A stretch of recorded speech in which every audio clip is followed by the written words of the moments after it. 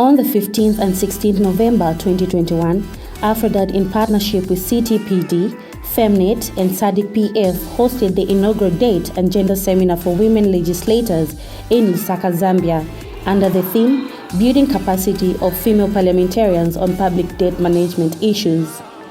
The seminar drew SADC female parliamentarians from Public Accounts Portfolio, Budget, Finance and Development Portfolio, Mines and Mineral Development Portfolio, Women Affairs, as well as Gender and Social Welfare. The seminar aimed at strengthening women parliamentarians' understanding of the debt and public-private partnerships and the implications of public debt accumulation. We're here in Lusaka for a week long of training, kicking off with a inaugural webinar on debt and gender, targeting women legislators in the SADC region. We'll be training between today and tomorrow to get 3 objectives in mind. One is to get a gender dimension or perspective on the debt aspects and challenges facing the SADC region. The second one is to empower and embolden the participation of women legislators in their national assemblies in the region in taking part in debt discussions. The third is to support our collective efforts with other civil society organizations in combating illicit financial flows from the SADC region. Imagine a group of Tanzanians, a group of leaders could go to Canada and write or sign the contract without even having other people, without having other leaders like the members of parliament who are not there. So one leader and a group could just go, that is maybe a minister, could just go to Canada, making a contract with a private sector there, and then they came in to Tanzania and do this business of mining. So Magufuli came in, the late Magufuli, and said, no, why going to Canada? Why are you given favors there? In fact, when they went there, our leaders, when they went there, they were given a lot of money. They were given a lot of money. That's why we say this PPP problem of corruption was seen, and these people were given a lot of money. Instead of looking into people's interests, they were looking into their stomach interest. And now we are happy now, even President Samia, I think, is following the trend of Magufuli, because those mining sectors, or those mining sectors which were signed through corruption and so on, they've been banned. Till today they are not working. So we need to see that at least this contract with this private sector is well arranged. It also sought to enhance female parliamentarians' participation on public debt and gender matter in Parliament, therefore contributing to setting Africa on course to be rule maker and not a rule taker. The Center for Trade Policy and Development is a local economic think tank that works with like-minded civil society organizations to raise awareness on issues around public finance management. And we're very delighted to join hands with AFRODAD in hosting this meeting or seminar that we have here at the Radisson Blu Hotel. And it is actually a significant milestone in terms of building the capacity of our female legislators so that they can have a say with issues related to public finance management, especially that they get to live with some of the negative externalities or consequences that come from poor financial management in most of the African countries. And looking around in terms of the meeting that we have representatives that are coming through from across the continent. Some are coming through from Madagascar, others coming through from Angola, and we have representatives that are also coming through from the SADC Parliamentary Forum, which is a very good platform not only for learning but equally for networking among the members of Parliament. It is our firm belief that from the information that is shared, the experiences that are shared, most of them will take the lessons to their countries and be in a position to advocate for improvement in legislation when it comes to public finance management. Female parliamentarians appreciated AFRODAD and its partnership for enhancing their capacity to handle debt-related issues. They intimated that their confidence in parliamentary debate would be higher after having been equipped through the debt seminar. I'm quite happy that we have come to this conference. It is very important for female parliamentarians to be able to also get an appreciation of issues to do with debt and also issues to do with financial literacy. The reason being that if you look at what is happening in the country is we have got an oversight role that we're supposed to play as parliamentarians. And that oversight role can best be necessitated if we as parliamentarians are equipped on understanding the fundamentals when it comes to economic issues. We need to also understand that it's not just a matter of us exercising our right as parliamentarians, but it's about us getting this capacity. And I'm quite glad that today AFRODAD also managed to make sure that at least it facilitates for this. As parliamentarians, we have realized that we are in a patriarchal society, which is mainly dominated by men. And even if you look at the numbers are a bit on the high side when it comes to men and a few when it comes to females. So what then happens is that a lot of issues, even when it comes to illicit financial flows, when it comes to corruption, you would realize that for us as women, we won't be able to debate. We won't be able to also be able to understand what we're supposed to be lobbying and also navigating for when it comes to women's issues. You realize that corruption has become a surge, especially in Africa. But it has done so because you would come to realize that because as women, we don't have the capacity for us to be able to debate, for us even to be able to defend ourselves on certain issues. We need to understand what is really happening. When it comes to debts, we need to understand that today with the presentation which was there, whereby we are understanding the issue of domestic and international debt, which is quite important for us. You would understand that a lot of times, government will be able to get itself into certain debt. Yet, us as parliamentarians, there's sometimes we have to bring a stop to it. But we also then need to understand as well that whenever we've got certain resources, how best can they be given so that at least they can be channeled towards women's issues. We need women's issues to be addressed. We need youth issues to be addressed. We need people with disabilities issues to be addressed. But they can only be addressed whenever there is a debt that any country is going to engage into. We need then to find out and say to ourselves, where are the women, where are these vulnerable groups, which I believe are quite marginalized. So when I look at it, I'm saying it's very, very important for us to have this, some of these conversations. We also need to understand the importance of the monetary policy. We need to understand that indeed even the fiscal policy, what then is in store for us. And we are supposed to debate this, and we're supposed to direct policy the way it is. We're supposed to create legislation as parliamentarians, which is pro what we expect. And in that way, I'm sure we would have done well. Moreover, participants confirmed increased understanding of public debt and its impacts on women through gender lenses. We have got a lot of national resources. It's so sad that we are not utilizing it very well. Hence, that's why we find ourselves that we are losing out of our natural resources, maybe probably to the Western world, and yet we go out to the same Western world to cry for money, to cry for help, and even to contract debts. So we want women to be involved, even to manage our own natural resources. Maybe from our own natural resources, we'll make sure that we will improve our own countries economically, and we'll reduce, the levels of borrowing.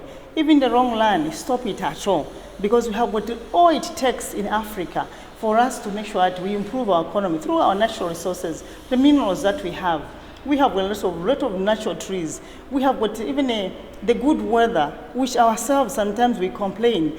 But when an outsider comes, sees an opportunity, even that this is a source of energy, but ourselves we don't see it. So we want our women parliamentarians, to be part of this decision making, to be part of even how to be engaged, how to manage our own natural resources, to be part of decision making in strategic positions, higher positions, so that our women will be able even to protect our own countries economically, to protect our own natural resources, even have to plan how to manage our debts. So thank you so much for AFRODAD, and we hope that many more workshops will at least be conducted in various countries, so that as women parliamentarians, we unite and then we speak one voice. Women's representation in elected institutions is key to the credibility and legitimacy of Parliament, and it promotes inclusivity, transparency, and accountability. As regards organizations such as AFRODAD and the need for them to target female members of Parliament, it's very, very critical, because as an institution that supports members in terms of capacity building, it's important for female members of Parliament to be capacitated to understand that they actually represent the voice of the voiceless. Because females in our setup in the world, in the kind of society that we live in, are always disempowered. They're at the bottom of the pile. So they need somebody to speak for them, because they are the poorest in the society.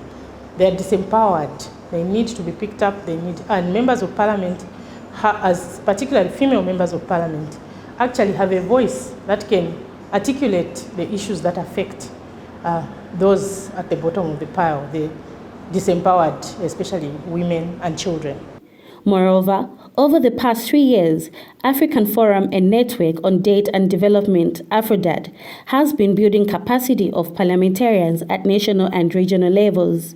The trainings have been carried out through the annual summer schools, national date advocacy meetings, regional parliamentary capacity building meetings with East Africa Legislative Assembly, Southern Africa Development Community Parliamentary Forum, SADC-PF, and Pan-African Parliament, PPP.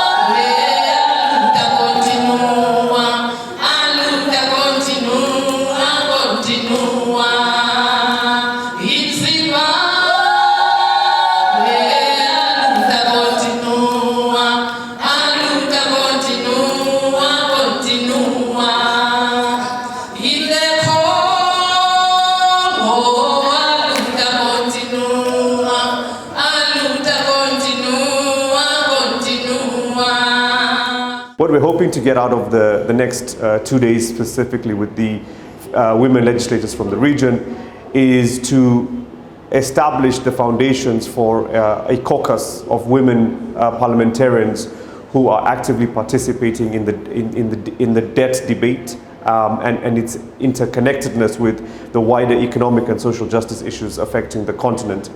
We hope in the SADC region this is going to be the first and the foundations for what we can then extend into Eastern, Central, Western and Northern Africa. The final part of what we're hoping to do is that as we increase the voice of parliamentarians on economic and social justice issues, they can actually contribute towards our ethos and our mantra of making Africa a rule maker and not a rule taker. Training focus areas have been on debt, gender, domestic resource, and international public finance. First of all, there's always that assumption that, members of Parliament are all-knowing, they know everything. And then you come here and then you see that the entire conference is centered around female parliamentarians. So I think that's like the first, where you have a room full of women and you have women facilitators talking about interesting themes that are helpful to the country's economic improvement. And then you realize that you think MPs know everything, right? They're supposed to know everything. And then when you start talking about certain issues like the problems rural area women face in the mining sector, and then the MPs are like, is that really an issue?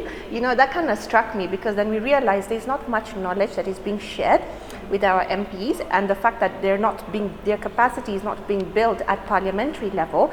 So the fact that CSOs are doing this is absolutely phenomenal. So that I find to be very exciting. And the fact that, we talked about land tenure and how certain women are disinherited from the land and forces them to go into the mining sector, and then they work in the mining sector, they earn their money with which they buy goods over which they pay VAT. And in one sense, in as much as they're poor women, they're from the informal sector, they're contributing to the economic growth of the country.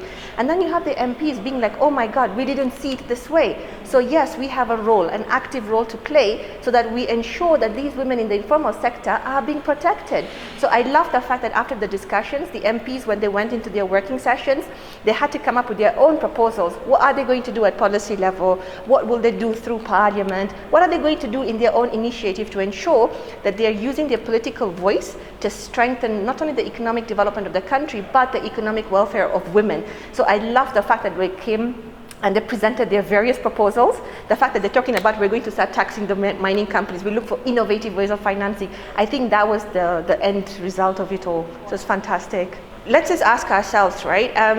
The population of the world, how many are women? Majority are women, right? Majority of the people who help improve the economy are women. Women are the ones who are raising the next generation and many generations to come, right? So the fact that we have female parliamentarians and we want to strengthen their capacity to understand critical issues which touch on the fiscal capacity of a state, it's transformative.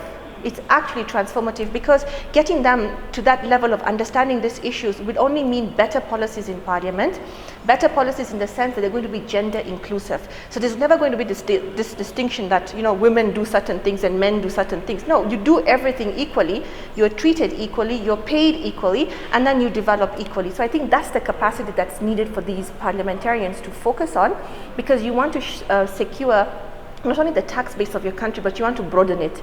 With so many women in the unpaid care market, right, who stay at home, they don't work, it doesn't mean that they cannot be financially empowered so that they're able to contribute to the tax development of the state. So when we improve it, we improve the capacity of women at the political level, it's then going to translate to the social development, the economic development. It's going to be like an umbrella effect, honestly. That's what I think.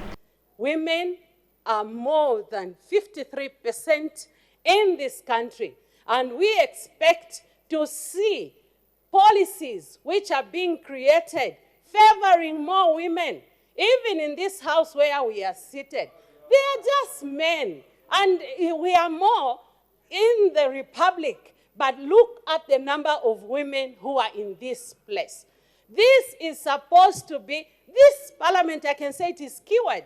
Initially, we are supposed to be more women and less men, because there are more women out there who need representation in this house. In terms of the role of parliamentarians in public debt management and financial management, public financial management, it's very, very important for members of parliament to know that in the scheme of the separation of powers, they actually are the supreme oversight institution over government operations.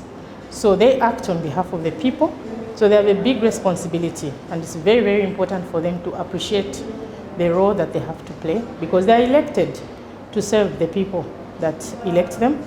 And so for them to deliver, they need to ensure that the government operates within the law and spends money according to the purpose for which it's meant to be spent, and where borrowing does take place, where it's necessary to borrow, the borrowing is done for the correct purpose, and that expenditure goes to the purpose that it's intended for.